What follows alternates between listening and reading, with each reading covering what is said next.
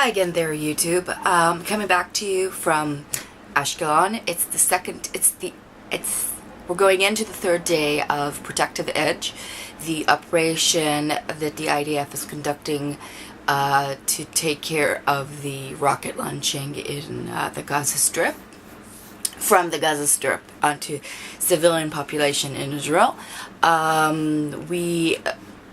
We have been suffering from rocket launching for years now, and it's gotten really, it's only gotten worse. First of all, more and more, and second of all, the abilities and the capabilities of the Hamas, which is a terror organization that basically runs the runs the show in the Gaza Strip. By the way, isn't very nice to some of its own people. Just saying. Anyways, they have been shooting more and more rockets. It used to be that they shot mainly in several small suburban areas in right in the outskirts of the Gaza Strip. So still it was the main focus for many years. And then around, we're in 2014, so it might have been, wow, it might be like 5 or 6 years ago, he started shooting at Ashkelon. And in the past, and then in the previous operation that Israel conducted, I can't remember the name right now, they started shooting in Ashdod. Ashkelon is about 15 kilometers from, or 10 kilometers I think by air, 10 to 20 kilometers by air, from the northern point of Gaza, and north of the Gaza Strip, and Ashdod is north of Ashkelon. So they started shooting at that, and that kind of, really pushed things, because Ashkelon and Ashdod are larger cities. Ashkelon has about 120, or at least back then, 120,000 populated, and Ashdod I think was 240.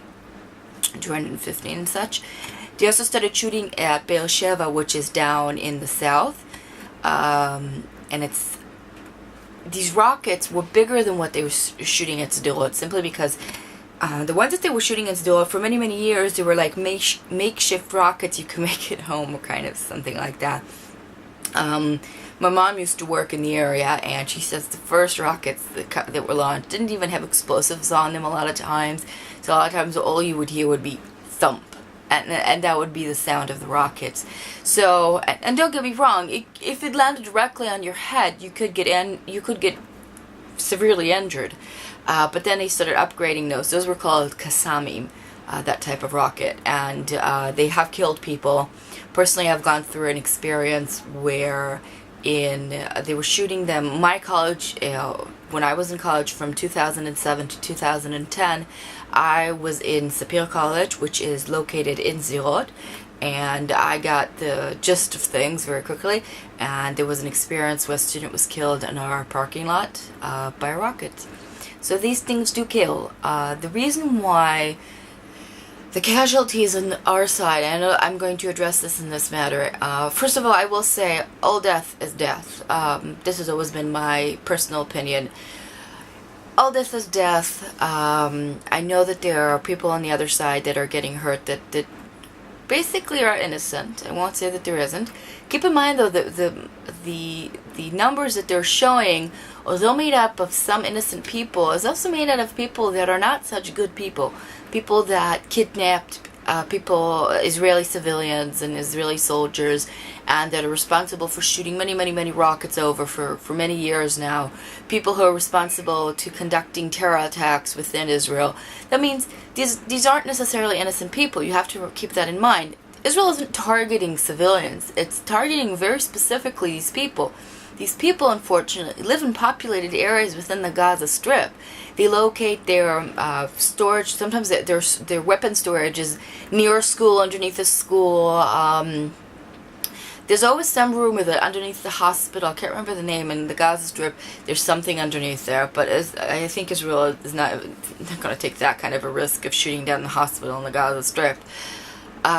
They are telling people to get on top of the roof. So what Israel is doing is using a very specific technology and shooting from planes.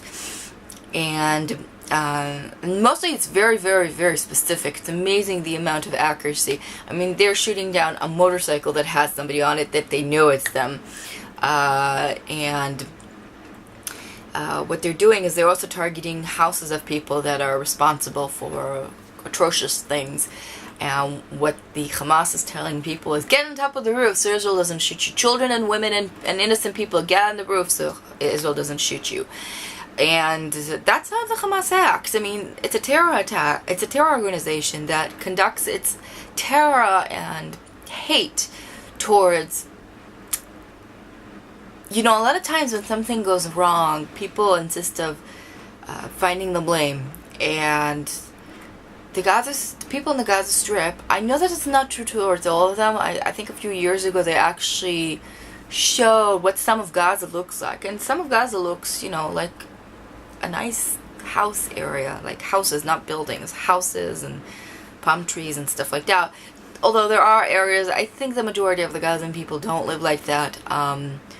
And I truly believe that most of the people don't live in that kind of poverty and problematic lifestyle for them, the hate will go down. Simply because, you know, it makes people think. I'm going off track. We had several rocket attacks today. Ashkelon is a large enough city, so it's on a grid system. So not every time a rocket is predicted to land in Ashkelon, all the grids go off. Only specific grids that are at risk. So there have been over 12 or over 15 sirens sounding off in my hometown, Ashkelon. In my specific area of the grid, it's been 8 times. 8 times we ran to the bomb shelter. We do have Iron Dome. Iron Dome is doing better than predicted when they developed it. When they first developed it, they were talking about 75 success rate, and it actually is about 90% success rate right now, as has been reported. You know, you still go in your bomb shelter because, first of all, there's always risk that it's not going to. 90% still leaves 10% of not success, so you could always be that unfortunate one. And the second thing is that also when it shoots down, a lot of times it shoots down and the pieces of the rocket fall down. So and some damage has been done by those specific pieces. Not nearly as much as the rocket itself would cause. I mean, the explosives explode in the air, and what you're getting is basically this very heavy chunk of metal landing. So it does damage to cars, to buildings. It's done damage to some roads, like in Gadara, I think. So you still have to be very, very careful. You don't want to be that one who has that landing on them. I know some people go out and they take they film the actual shootings and the actual targeting in the air. But that's not something you should do, really, unless you want to take the chance, and I don't recommend it. Sleeping is terrible because the stress just kills you. Well, it doesn't kill you, but the stress does really bad things to you, and that makes it very difficult for me to sleep. I have problems sleeping as it is due to chronic fatigue syndrome and fibromyalgia, but it doesn't help to have this situation. And it's interesting because you would think that after so many years I would be experienced with running to bomb shelters and living under the danger of rockets and stuff like that, but you never get used to it. You just never get used to it, I think. When they shoot one like a month, and it's called the drizzle effect, you go pretty quickly to living your life, but when it happens one after the other, the whole idea is to disrupt the life and the structure and make people fear and children freak out and you know, and stuff like that. That's what it does. That's the idea. And I know that you can't compare it to people dying, but the reason people are not dying is because Israel has spent gobs of money on developing systems to take down rockets in the air. They've developed they built bomb shelters and shelters as much as needed, and it's still not enough because these things cost a lot of money, and there's a limit to how much you can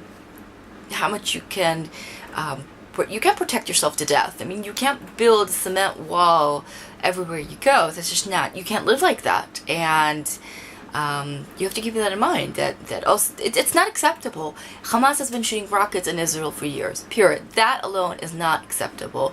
And although I hope that some kind of solution will come, I know that this, don't get me wrong, this will take care of the problem and make it a little bit quieter, but the solution is not a military action. I am not a leftist. I tend to lean towards the right wing, so coming from me, that says a lot. I don't believe that spending more money and more troops going in and risking the lives of our troops, which are our sons and daughters, and because women do go in the army in Israel, I went into the army. That's not the solution. The risk is too high, and there has to be another solution that's not an army solution. I'm gonna end the vlog here because it's getting quite long. So today, to sum up, the second day of Protective Edge, there's been over 8 rockets, slight structural damage in several places. Oh, there was damage to the hall where, I think I've said this in my other vlog, there was damage to the hall where my sister-in-law did her one of the ceremonies leading up to the wedding. My sister-in-law and my brother, obviously. So it hits closer to home than you think. And that's it for today. So, bye everybody.